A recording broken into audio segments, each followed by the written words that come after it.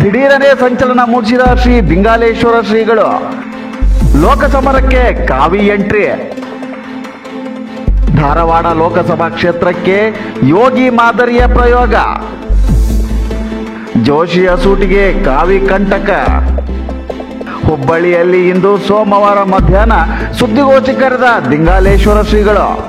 ರಾಜಕೀಯ ವಲಯದಲ್ಲಿ ಬಿಸಿ ಬಿಸಿ ಚರ್ಚೆಗೆ ಗ್ರಾಸವಾದ ದಿಂಗಾಲೇಶ್ವರ ಸ್ವಾಮೀಜಿಗಳ ಸುದ್ದಿಗೋಷ್ಠಿ.